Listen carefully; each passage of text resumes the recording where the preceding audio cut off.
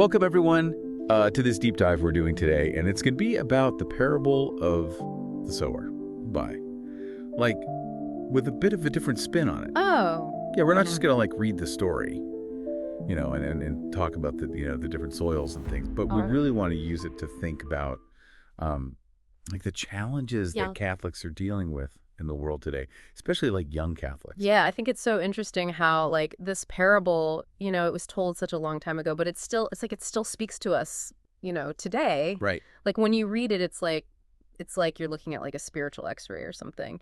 It shows you like all the different ways that faith like takes root in people's hearts or sometimes like doesn't take root at all. And the source that we're using for this deep dive parable of the sower, Faith in Modern Challenges, really like connects those different types of soil to like the actual struggles that young people are going through. Okay, so let's break it down a little bit for everybody. I think we all, we know the basic story, right? The farmer goes out, he's scattering seeds. Some of them land on good soil, some of them on the path, rocky ground, the thorns. But how does that like translate to the 21st century? What are like the modern day paths, that like stop faith before it even have the chance to start? Well, the source talks a lot about this idea of like aggressive secularism. Okay. And I think that's really important. It's not just that like society is less religious now than it used to be. It's that there's like an active push against faith, Right. Especially like in education. Kids are being taught that religion is like outdated or that it's irrational or even that it's harmful. Right. And this can really resonate with young people who've never like really been given a strong foundation in their own faith. It's like they're being told that faith is for like simple-minded people or something, and that science and logic, like those are the only things that have the real answers. Yeah, exactly. And if they don't have like a deep understanding of their own beliefs, then they're just kind of left defenseless when somebody comes at them with these arguments. And the source even quotes like a pretty well-known atheist blogger who says that faith is the opposite of reason. Yeah, I saw that, and it's like it's such a simplistic view, but it's the kind of thing that can be really persuasive, Right. to someone who's never really thought about it critically, like never really been challenged to think for themselves about what they believe. Right.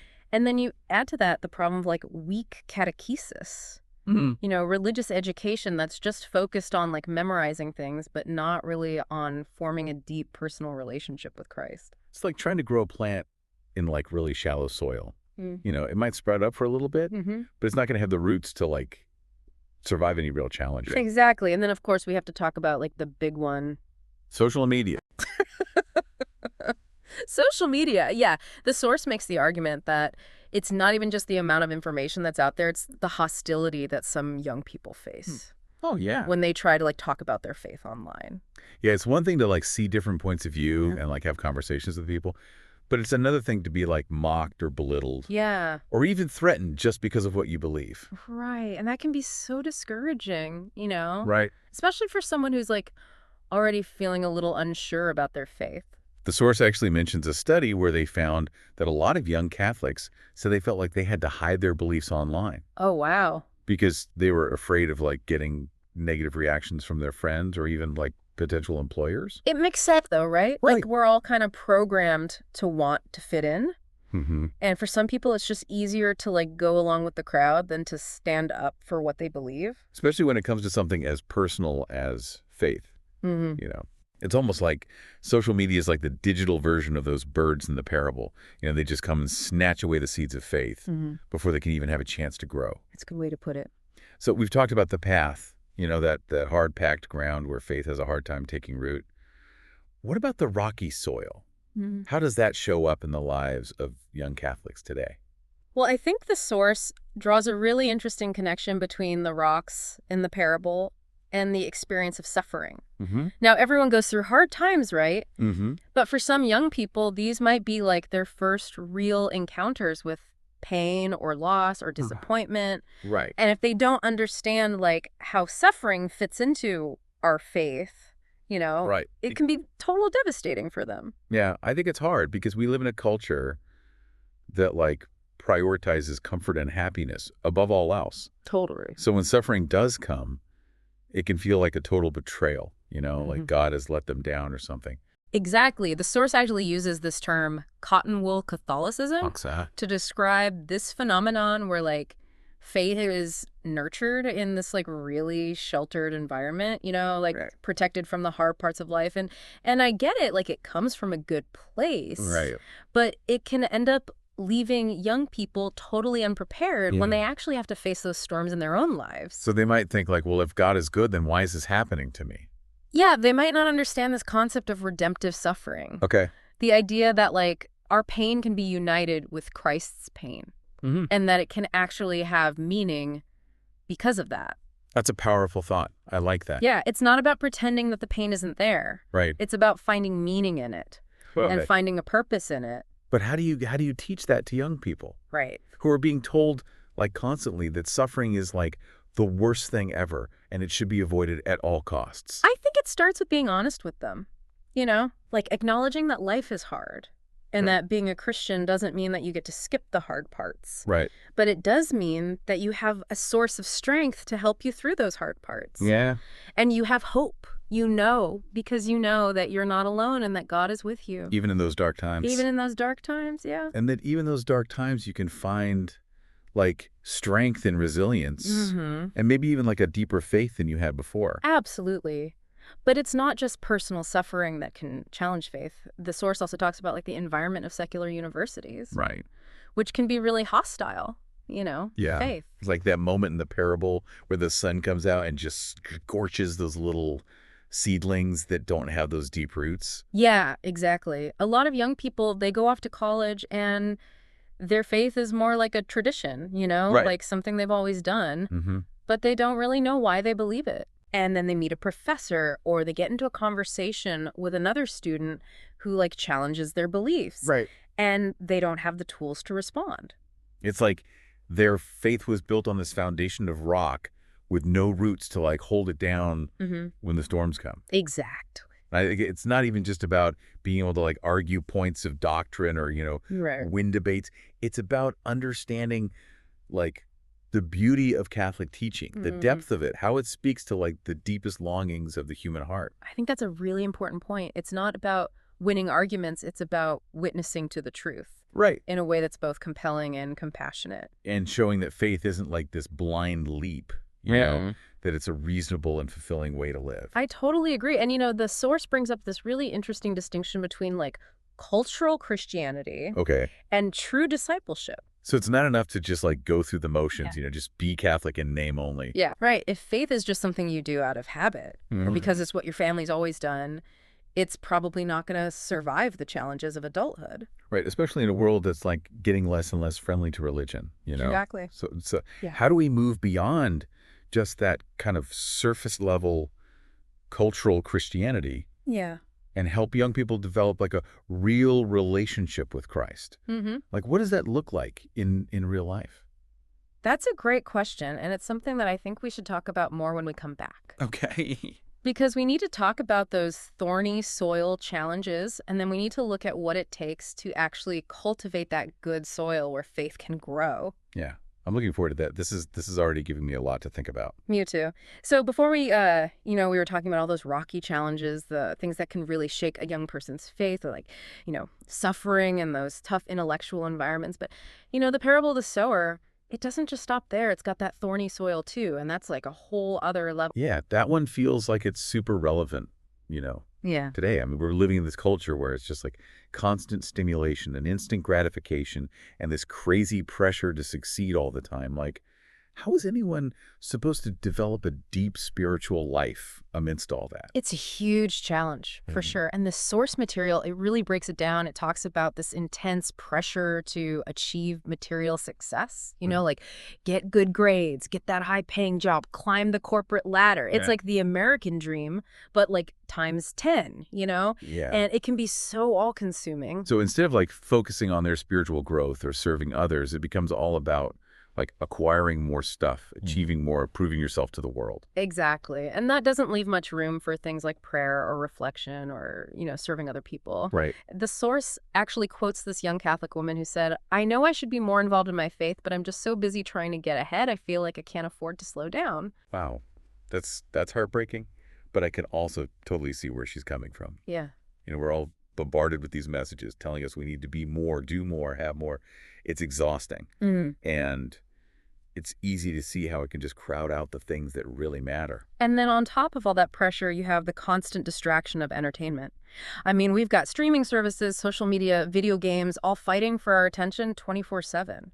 It's no wonder people have trouble finding the time and space for silence and reflection. Right. It's like those thorns in the parable. They're like these digital vines wrapping themselves around our minds and hearts, just choking out any chance for deeper spiritual growth. That's such a good image. And, the source makes this point that really struck me. It says, this constant distraction, it's not just about entertainment. It's about avoiding those big questions, Mm. those deep longings of the human heart. So it's like we're filling the void with all this noise and busyness instead of actually facing the things that make us human. Mm. Like our need for connection, for purpose, and ultimately for God. Exactly. And then, of Yeah. course, there's this whole area of moral compromise, which is so tough for young people today. They're constantly being bombarded with messages that go against what the church teaches about sexuality and relationships and even the sanctity of life. Yeah, it can feel like you have to choose between your faith and fitting in with your peers. Right. That reminds me of this conversation I had with my younger cousin. He's in college, and he was talking about the whole hookup culture on campus and how he felt like he had to compromise his values just to be accepted. Mm-hmm. It was really tough to see him wrestling with that.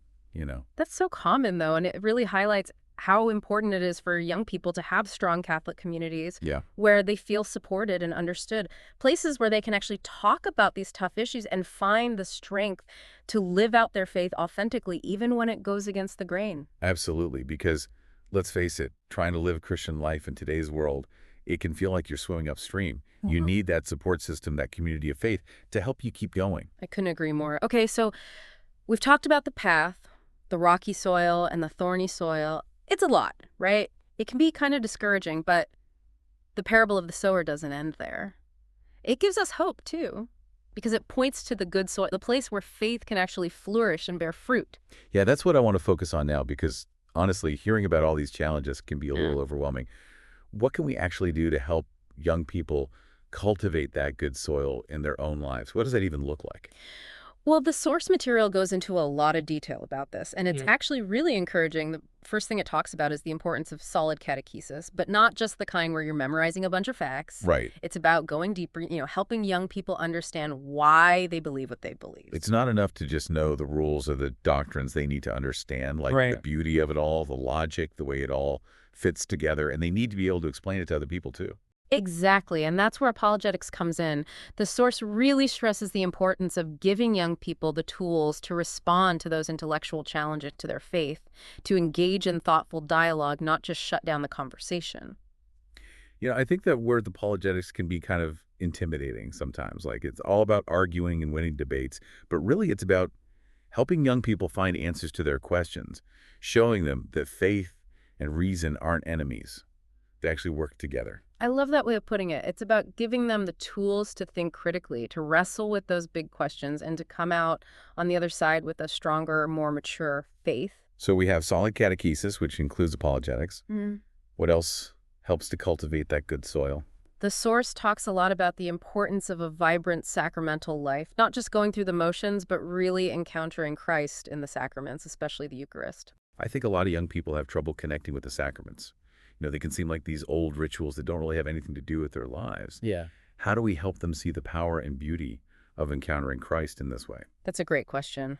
I think it starts with our own example. Do young people see us approaching the sacraments with reverence and devotion? Do they see the Eucharist as the source and summit of our lives? Because our actions speak louder than words, right? For sure. I remember when I was younger, seeing my grandmother pray the rosary every single day. It had a huge impact on me. It wasn't just something she did, it was a part of who she was. That's so powerful. And beyond our own example, we need to make sure the sacraments are accessible and inviting, create environments where young people feel welcome and where they can experience the beauty and mystery of the liturgy. And don't be afraid to explain the why behind the what. Help them understand the deeper meaning of all the rituals and symbols. Exactly, because when young people understand the richness of the sacramental life, it's not just a list of things they have to do. It becomes a source of grace and strength, and that includes confession, too. I know it can be intimidating, especially in a culture that downplays sin, but It's such a gift, this opportunity to experience God's mercy and forgiveness in such a tangible way. So how do we make confession less scary for young people? Hmm. How do we move past all the fear and shame that can surround it? I think it starts with emphasizing God's love and mercy, reminding them that no sin is too big for God to forgive. And it's about creating a safe and non-judgmental space where they feel comfortable sharing their struggles. And maybe even sharing our own experiences with the sacrament, how it's helped us to grow in holiness and stay close to God. I love that idea because vulnerability can be so powerful. It shows young people that they're not alone in their struggles, that we all need God's mercy. But, it's not just about catechesis and the sacraments. The source also talks about the vital role of community. Young people need to be surrounded by other Catholics who share their values and support their faith journey. I think that's especially important today when so many young people feel isolated and alone. They need those authentic friendships, those mentors who can guide them, those communities where they can truly belong. Absolutely. And thankfully, there are so many amazing Catholic communities out there, from youth groups and campus ministries to young adult groups and family-oriented parishes. It's about finding those places where young people feel seen and heard and valued for who they are. It's about creating a space where they can be themselves, ask tough questions, wrestle with doubts, and grow in their faith without fear of judgment. And it's about finding communities that are both welcoming and challenging, right places where they feel supported, but also inspired to grow and stretch themselves. Exactly. It's about striking that balance between support and accountability, because true growth happens when we're challenged to become the best versions of ourselves. And, the source makes another point that I think is so important. It's not enough to just be part of a community. Young people need to have a sense of mission, a purpose that goes beyond their own personal lives. That's so true. We're called to be disciples, not just pew sitters. And young people are hungry for that sense of purpose, that desire to make a difference in the world. So how do we help them connect their faith to action? How do we inspire them to go out and be the hands and feet of Christ in the world? Well, I think it starts with exposing them to the needs of the world, showing them that their faith isn't just about personal piety. It's about bringing Christ's love and mercy to those who are hurting. And there's so many ways to do that, Yeah. right? We have incredible Catholic organizations doing amazing work all over the world, Mm. from serving the poor and marginalized to defending the unborn and promoting social justice. There's a place for everyone, no matter what their interests or talents are. Exactly. And we need to invite young people to be part of those efforts, to see that their talents and passions can be used to make a real difference. It's not about waiting until they're older or more established in their faith. They can start making a difference now in their families, in their communities, and even online. It's easy to get overwhelmed by all the problems in the world and feel like our efforts don't really matter. But I think it's important to remember that even small acts of kindness and service can make a difference. Absolutely. It's about transforming the world one person, one encounter, one act of love at a time. This has been such an insightful conversation. We've talked about the challenges, but we've also explored some really concrete ways to help young people cultivate that good soil in their lives through strong catechesis, a vibrant sacramental life supportive community, and a sense of mission. It feels like we've covered so much. But there's still that big question looming. How do we address this whole trend of declining youth faith retention? That's where we need to go next. We've laid the groundwork, but now it's time to talk strategy, to see how we can put these principles into action on a larger scale. So welcome back to our deep dive into the parable of the sower. Mm. We've been talking about how this story, from so long ago can help us understand the struggles that young Catholics are up against today. And even more importantly, how we can help them, build a faith that can really thrive. It's been a journey, that's for sure. We've talked about those seeds that fall on the path and get snatched away by, a culture that's not always so friendly to faith. And then there's that rocky soil, with all the doubt and suffering, and even that thorny soil with all the distractions and anxieties of the world. But the good news is the parable doesn't leave us hanging there. It points us towards that good soil. And I think that's where we need to put our energy now. Yeah, you're right. We've talked about the problems. We've looked at some solutions, on a personal level. But now we need to zoom out a little bit. Look at the bigger picture. How do we deal with this trend of young people leaving the church? How do we go from individual stories to like a collective response, a movement that can really turn things around? That's the big question, isn't it? And to be honest, I don't think there's one easy answer, like a magic bullet or something. But I think the parable of the sower itself gives us some clues if you think about those different types of soil. They represent different starting points, Right, right. different So we needs. can't just assume everyone's coming from the same place or that they'll respond to the same approach. It's about meeting people where they are, speaking their language, Yeah. understanding what they're going through. Exactly. For those folks who are on the path, whose faith has kind of been worn down by secularism or just indifference, we got to find ways to reintroduce them to the beauty and the truth of the gospel. Mm, The source material actually talks about the power of beauty, like how art and music and literature, even nature, can be like doorways, exactly. for people who haven't really encountered Christ in a real way before. I like that because I think sometimes we get so caught up in, apologetics and intellectual arguments Yes. that we forget about the power of just showing people the joy and peace that comes from living a life with Christ. Totally. And for those who are on that rocky soil, the ones wrestling with doubt and suffering, it's about walking with them on their journey, offering a listening ear, a shoulder to cry on, and reminding them that they're not alone. It's about helping them find meaning and purpose even when they're going through those tough times. And being honest, like acknowledging that having faith doesn't mean you won't suffer, but it does mean that you have the strength to get through it, to find hope, even in those darkest moments. You said it perfectly. And then there are those on the thorny soil. Their faith is getting choked out by all the distractions and worries of the world. For them, it's about helping them make some space for silence and reflection, rediscover those things that truly matter, connect with a community that will support them in their spiritual growth. It's about helping them see that real happiness. It doesn't come from chasing after stuff or those fleeting pleasures. It comes from pursuing a life with purpose and meaning, Right. a life rooted in Christ. Yeah. It's interesting as we're talking about all these different approaches, I'm realizing that it all comes back to relationships. Yeah. We can't just like throw information or programs at people. Right. We have to meet them heart to heart, Yeah. person to person. That's so true. The source actually uses this phrase, a ministry of presence. And I love that it's about showing up for people, listening to them, really listening, walking beside them on their journey, offering support and encouragement without judging them. And that means we have to step outside of our comfort zones. Yeah. Reach out to people who are different from us, people who might have different beliefs or who might have been hurt by the church. Absolutely. It's about being okay with the messiness of life, Hmm. recognizing that everyone has a story and just offering that same love and compassion that Christ offers to us. And remembering that we're all in this together. Yeah. None of us have all the answers and we all need each other. Absolutely. We're a body, not just a bunch of individuals. And every single one of us has a part to play in building up the church and sharing the good news, in making the world a place where faith can grow. This has been such a great conversation. We've covered a lot, but I think the main point is clear the challenges are real, but so is the hope we have what we need to make a difference. The tools, the resources, the guidance, it's all there. I agree. And what really strikes me is that the parable of the sower, it's not just about individuals, it's about the whole church. We're all Yeah. called to be sowers, to go out and spread those seeds of faith wherever we go. And it reminds us that we don't always get to see the results.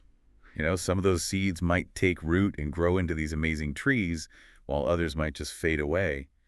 That doesn't mean we stop planting. Exactly. We trust in God's grace. We do our part, and we leave the rest up to Him. That's a beautiful thought. Yeah. Well, thank you so much for joining us on this deep dive into the parable of the sower. We hope it's given you something to think about, renewed your hope and inspired you to be a part of making things better. And until next time, take care, everyone.